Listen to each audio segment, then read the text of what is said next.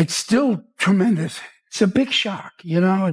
When you look at Mel Brooks, you're staring straight into the heartbeat of comedy history itself. At 98, he's not just a legend, he's living proof that laughter can survive even the toughest storms. He's endured deep loss, said goodbye to the love of his life, buried lifelong friends, and outlived nearly every great name from his generation. Yet, through all that pain, Mel has always been the man who could make the whole world laugh, no matter how dark the times got. This is the same man who used to spend quiet evenings with Carl Reiner, dinner on trays, Jeopardy on TV, and laughter filling the room every single night. But yesterday, when cameras spotted Mel outside his peaceful, hidden-away home, where he's lived almost completely out of the spotlight, something felt different. The air was heavy, the energy somber. No smile, no quick-witted remark. Just a man who looked utterly exhausted, as if nearly 100 years of memories had suddenly caught up to him all at once. And it's no wonder the mood feels that way. The headlines about Rob Reiner, the shocking arrest of his son Nick, and the chaos rocking Hollywood have sent ripples everywhere. In the middle of it all, Mel Brooks has remained silent, and that silence feels louder than any statement he could ever make. People in Hollywood know Mel wasn't just a close friend of Rob's father. He was family. Rob always called him Uncle Mel, the man who changed his diapers, taught him comedic timing, and helped shape him from a wild kid into one of the most respected directors in the business. Mel wasn't watching from the sidelines. He lived it all, every chapter of their shared history. When Mel Brooks finally opened his doors to a trusted journalist, there were no flashing lights, no PR handlers, no staged smiles. I talk about it and it's hard for me. When I first visited the site where Medgar Evers was killed, which is where we shot the reenactment of it, right on the very site, and they were taking me through it. I stood on the driveway at the spot that he was murdered, and I started crying. And, it's very overpowering. I mean, it takes you over. And just an old recorder, a quiet living room, and the truth pouring out like a dam had finally cracked. What followed wasn't a polished statement. It was raw, uneasy, and emotional. It flipped everything people thought they knew about what really went on inside that Brentwood home. Mel didn't jump straight into the violent event itself. He began with guilt, a heavy human guilt that sat deep in his chest. Sitting in his chair, his hands trembled not from age, but from anger. He said people keep calling this situation a tragedy, a sudden breakdown, an accident. But Mel, with eyes sharp and glassy, whispered that this wasn't sudden, and it definitely wasn't an accident. According to him, this was a slow-motion collapse that took over a decade to unfold. Everyone close enough saw it happening, but no one had the courage to stop it. They loved Rob too deeply to confront him, and that's where the heartbreak lies. Mel, the warmest soul in comedy, admitted that those closest to Rob and Michelle knew Nick was struggling. They saw the warning signs, the emotional storm forming, but they stayed quiet, hoping love would fix it. Mel made it clear that this wasn't about a villain suddenly appearing. It was about two parents whose love went too far until it became something dangerous, a love that blinded them to the truth. Then he drifted back to one Sunday afternoon that still haunts him, 6 months before everything fell apart. It was a calm day, sunlight pouring through the window, the kind of peaceful afternoon that hides pain underneath. Rob dropped by Mel's place, just like he'd done countless times before. But something was off. Rob didn't touch his food, didn't joke, didn't sit still. He just paced, restless. Just the thought of a man being, killed in front of his family like that, and having a couple of sons myself, the thought of being taken away from my sons like that, it's just so profoundly disturbing that, and that feeling permeated the whole making of the movie. I mean, there was a tremendous coming together. Everybody had the feeling that we're doing something important here, and it's meant to be seen, and all of that. And at the same time, we were all kind of holding on to each other a little bit. There was a lot of wired. like a man trapped in his own life. Rob confided that Nick had moved back into the Brentwood estate after another rehab attempt, but this time the energy felt darker. Even though Nick was in his 30s, everyone still called him the boy. That, Mel said, told the entire story. Rob admitted Nick had become unpredictable, paranoid, irritable, snapping without warning. The tension at home had turned unbearable. Then Rob said something that froze Mel completely. He whispered that he'd started locking his bedroom door at night. Rob Reiner, a man famous for his kindness and openness, now afraid in his own house. That wasn't just concern, that was real fear. When Mel asked him why he didn't call for help, Rob's answer still echoes in Mel's mind. Rob said, "I promised Michelle I wouldn't give up on him. If I kick him out, he's on the street. If I keep him here, maybe I can save him." Mel slammed his hand on the armrest as he retold it, his voice shaking with regret. He said he'd begged Rob to wake up, to stop protecting danger in the name of love. But Rob wouldn't listen. That Reiner stubbornness, the same drive that made him a legend in Hollywood, became his undoing at home. The relentless will that once turned him into one of the greats now blinded him to what was right in front of him. Mel truly believes that refusal to set limits became the moment everything changed. The shocking event may grab headlines, but what Mel revealed about the money, that's what twisted the knife even deeper. People see the fortune, the Castle Rock legacy, the success, and assume that kind of wealth erases pain. Mel said that couldn't be further from the truth. We have a big courtroom, and, Jack has this long monologue. And I said to him before, I said, look, I'll give you a choice. Either I can shoot, if you want to shoot ready now, I'll shoot you right now. If you want some time to work on it, rehearse it, I will shoot all the reaction shots first, and then we turn the camera around on you and, whatever. He said, why don't you, shoot the reaction shots, and that will give me So, I got Tom Cruise, Cutaway, Demi Moore, Kevin Bacon, I got Kevin Pollak. I mean, the judge, the jury. I'm doing all the reaction shots. He explained that in the final 2 years, the emotional strain was joined by financial pressure. Not because Rob or Michelle were anywhere near broke, but because the demands just never stopped coming. Mel said Nick's requests turned relentless. Not requests anymore, but full-on demands. He began framing them as emotional debts, claiming he deserved payback for how he was raised. Mel said Nick twisted his parents' kindness into guilt. He used their compassion as leverage, making them feel responsible for his struggles. He convinced them that his pain deserved millions, and he pushed that message again and again. It wasn't chaos, Mel said. It was calculated. Rob would come over to Mel's house, tears in his eyes, showing him messages full of manipulation and blame. Nick accused his father of everything, his failures, his habits, his unhappiness, and yet the next day, Rob would still cave. He'd buy him a new car, pay off debts, fund another project, anything to keep the peace. Mel called it the Hollywood illusion, the belief that enough love, money, or patience could rewrite life like a movie script. Rob truly thought he could direct his son's recovery the way he directed a film. Set the scene, control the tone, fix the ending.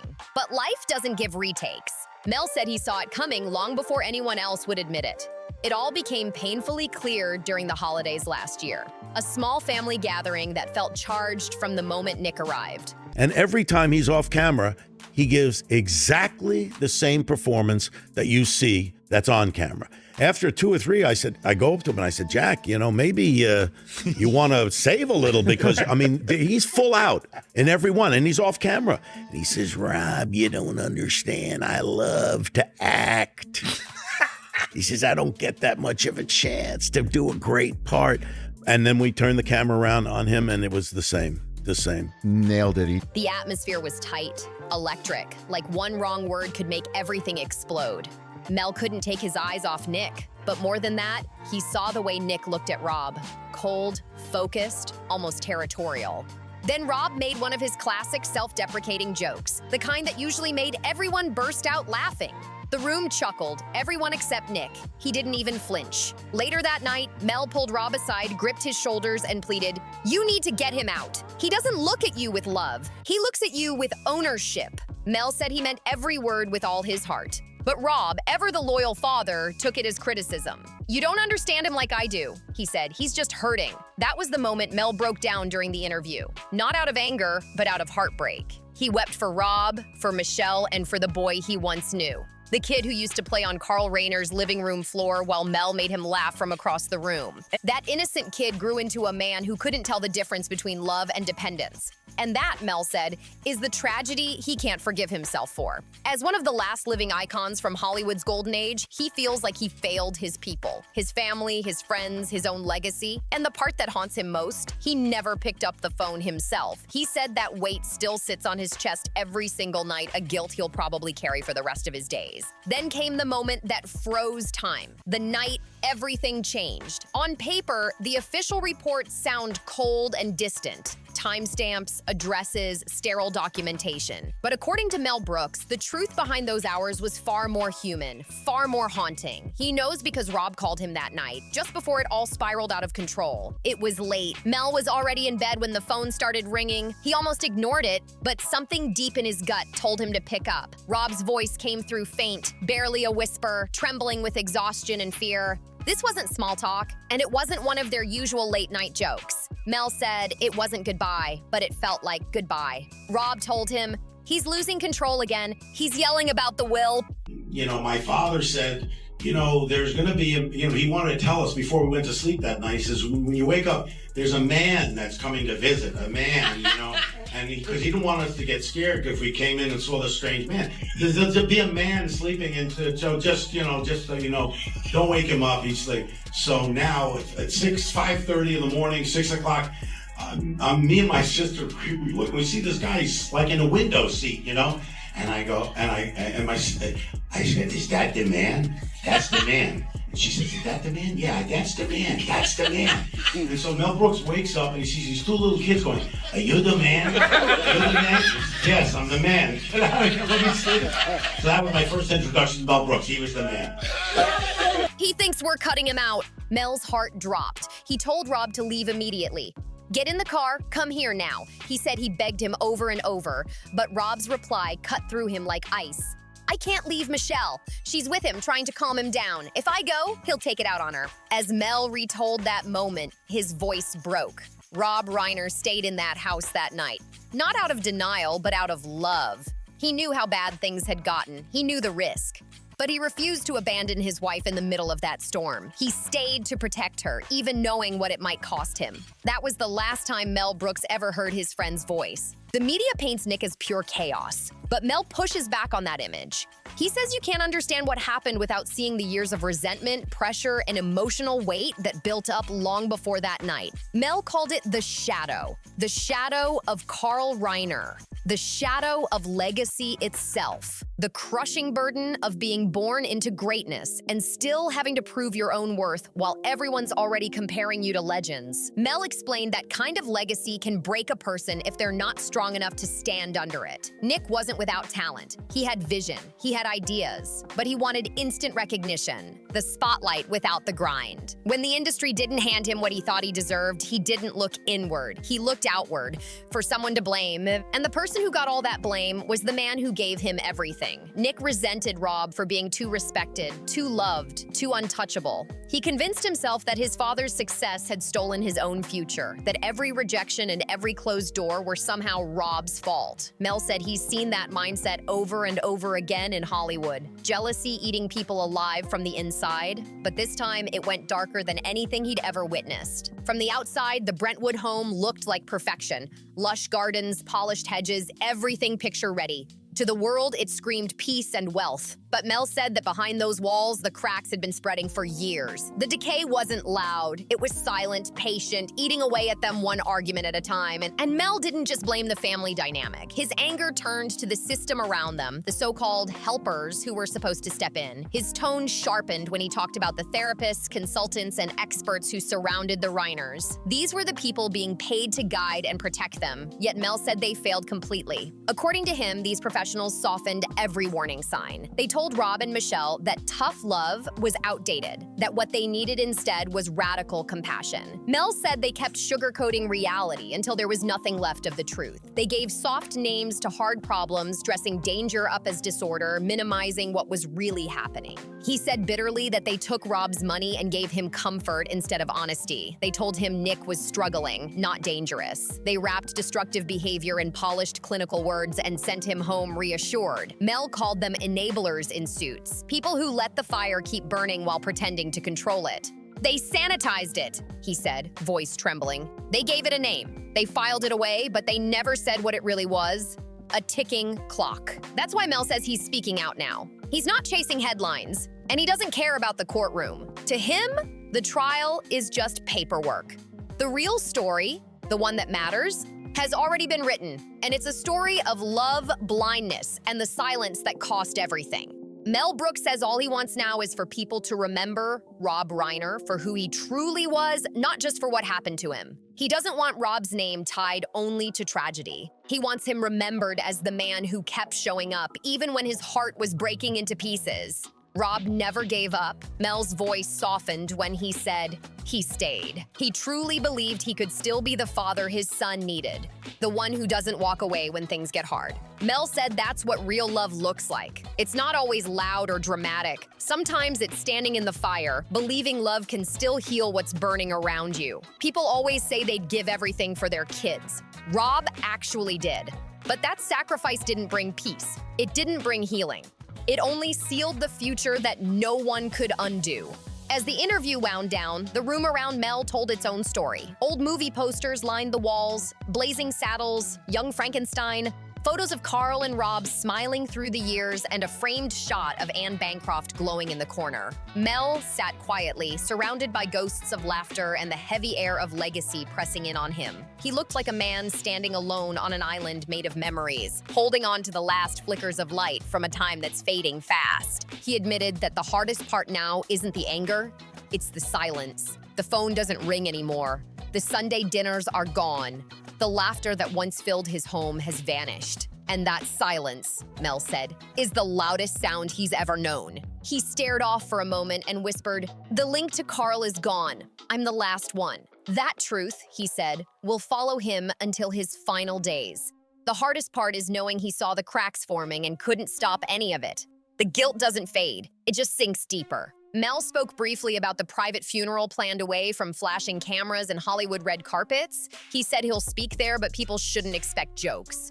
No humor, no clever one-liners, just honesty. He plans to stand up and tell the same truth he told the journalist. Real, raw, and unfiltered. He wants every powerful parent in Hollywood to hear it, to stop believing that fame or money can fix what love refuses to confront. You can't love danger out of someone, Mel said firmly. You can't buy it away, you can't explain it away. For a man who built his life turning heartbreak into laughter, Mel Brooks admitted something that left the room still. In this story, there's no punchline left. There's no comedy at all. Just truth, pain, and the echo of what once was. There was no satire this time, no punchline, no comforting twist. Mel Brooks said quietly, "This isn't absurd. This is what happens when love loses its balance." As the journalist began to pack up, Mel suddenly reached out and grabbed his arm. He wasn't done talking. There was something else he needed to say, something that had been sitting heavy on his chest for months. His voice dropped, urgent and shaking. He said, "Nick didn't spiral alone. There were people around him. Friends who lived off Rob's generosity, who fueled his resentment, who whispered poisonous words just to keep the chaos alive." Mel's voice cracked when he said it. "Nick may have held the weapon," he whispered, "but plenty of people helped sharpen the blade." That single sentence said everything. This wasn't the Mel Brooks the world knew. Not the entertainer, not the jokester, but a witness to something too painful to laugh about. A man stripped of irony, stripped of performance, standing face to face with truth. He couldn't joke his way out of this one. It cut through the glossy surface of the Reiner legacy, the awards, the prestige, the spotless Brentwood image, gone in an instant. What was left were just people, fragile, flawed, loving, hopeful human beings who gave too much, forgave too easily, and realized too late where that love was leading. So when the trial begins in January and cameras focus on Nick Reiner in his orange jumpsuit, Mel says the world shouldn't look away. Don't scroll past it like it's just another headline. Remember him? 98 years old, sitting alone in his chair, crying for the boy he once bounced on his knee and the best friend he couldn't save. Because real truth isn't neat or clean. It's built from ignored warnings, quiet excuses, and doors left unlocked because locking them felt too cruel. That's the part no one wants to face. Not the explosion, but the slow unraveling that came before it. Mel's silence is broken now, and the echo isn't fading. It lingers like a chill in the air. The reminder that even people who spend their lives giving joy to others sometimes face the darkest chapters alone. The interview didn't end with drama or tears, it ended quietly. Mel turned toward the window, staring at the bright California sun. The light felt too harsh for a day that heavy. His body looked frail, his face carved by nearly a century of laughter and loss, but his eyes were steady. He said he's done protecting illusions, no more polishing legacies or guarding reputations. He's not protecting names anymore, only truth. And that truth, as he told it, is harsh but real. Rob Reiner wasn't destroyed overnight. He was slowly consumed by the very love and loyalty he tried to preserve. That kind of heartbreak doesn't fade. No amount of laughter can cover it up. What's left now is a reckoning for everyone. A reminder that behind every perfect photo, every shining family name, there are cracks we refuse to see. Mel Brooks did what few friends ever could. He told the raw, uncomfortable truth about the man he loved most. And now that truth hangs heavy, impossible to ignore. He stripped away the polish and showed the pain underneath. And that's why he says people need to listen. Because when a man near the end of his life speaks this honestly, ignoring him would be a mistake. The loss of Rob Reiner didn't just break hearts, it shook Hollywood's foundation. But Mel believes that if people truly listen, if they let the lessons sink in, it could finally stop this cycle of silence that keeps repeating behind closed doors. The investigation will continue, the trial will come and go, but to Mel, the verdict is already clear. He believes the system failed, the experts failed, and most painfully, the endless, unconditional love inside that family failed too. It's a truth he never wanted to face, but it's the only one left standing. And now that truth sits with all of us. Because when the headlines fade, Mel is still there. An old man in a quiet house, carrying the weight of a fallen dynasty. That weight doesn't disappear when the cameras stop rolling. It follows him through sleepless nights, through the hours when there's no laughter left to drown it out. This isn't about blame, Mel said softly. It's about honesty, saying what everyone saw, but no one had the courage to admit. He insists he's not rewriting history or tearing anyone down. He's making sure the myth doesn't turn into a lie. He doesn't want Rob remembered as just another sad headline. He wants people to see the long years that led there, the ignored signs, the gentle excuses, the love that blinded instead of saved. This story isn't meant to be comfortable, Mel said, because real life isn't tidy. It leaves cracks, it leaves guilt. It leaves you wondering what one different choice might have changed. He admitted speaking out doesn't bring him peace. If anything, it makes the ache sharper. But silence was worse. Silence felt like betrayal. So now he speaks, not as a legend, not as a comedian, but as an old man who loved his friend and watched him walk into something he couldn't stop. The truth he carries is heavy, unfinished, and raw, and it lingers long after the conversation ends. There was one last thing Mel said that didn't make headlines, but the reporter couldn't shake it. The hardest part, Mel said, isn't just losing Rob, it's realizing how close everyone came to stopping it and still didn't. He talked about the warning signs that only made sense in hindsight, the unease, the tension no one dared name. Mel admitted he doubted himself sometimes too. He wondered if he was overreacting, if age made him paranoid, if love had blinded him just like it blinded Rob. That self-doubt, Mel said, is where danger thrives. It grows in hesitation. It survives in politeness. It feeds on comfort. Rob lived in that tension, he said, torn between protecting his family and protecting the perfect image he'd built. He didn't want to be the father who gave up. He didn't want to be the man who admitted things had gone too far. That pressure to stay patient, to be kind, to keep believing, slowly trapped him. The most painful truth, Mel said, is that none of it came from bad intentions. Everyone thought they were doing the loving thing. Everyone believed one more chance might fix it. Then Mel leaned back in his chair, exhaustion carved deep into his face. Love without limits stops being love, he said softly. It becomes fear, dressed up as compassion. The reporter said Mel didn't look angry anymore, just tired. The kind of tired that comes from decades of regret. It was clear he wasn't talking for attention. He was speaking because the truth had become too heavy to carry alone. Mel didn't sugarcoat it when people called this unthinkable. He said that's exactly how the world avoids responsibility. If it's unthinkable, he said, then no one has to ask what they ignored. This wasn't lightning from a clear sky, it was a storm that warned everyone before it hit. Mel said Hollywood has a dangerous habit of romanticizing dysfunction when it comes wrapped in money and talent. Behaviors that would never be excused in ordinary families get labeled eccentric or creative. Red flags turn into PR talking points. Real danger gets treated like inconvenience. Rob got caught in that, Mel said. Everywhere he turned, people told him to be kind, to be patient, to be understanding, but almost no one told him to be afraid. And then he added quietly, fear isn't weakness, it's information. Mel said there's a difference between empathy and surrender, and Rob crossed that line without realizing it. Not because he was foolish, but because he was loyal. Loyal to the end. Rob believed love could outlast anything. Mel said that belief, as pure as it sounds, can turn deadly when reality refuses to play along. His voice shook. Not with anger, but recognition. Too many families will see themselves in this, he said. The silence, the excuses, the hope that tomorrow will fix what today clearly won't. That's why Mel keeps speaking. Not to shame anyone, but to destroy the illusion that this came out of nowhere. Sometimes the warning isn't quiet, he said. Sometimes it's screaming, and people just don't want to hear it. In the end, the story leaves one haunting truth. Fame protects no one. Not from heartbreak, not from betrayal, not even from the people you love most. Rob Reiner's legacy will live forever through his films. That's permanent. But because Mel Brooks chose honesty over silence, Rob's legacy now carries something deeper, and a painful lesson about the limits of love and the fragility of the human heart. The silence is gone, the truth is out. And this story cuts deeper than any Hollywood script ever could. This isn't a story meant to comfort.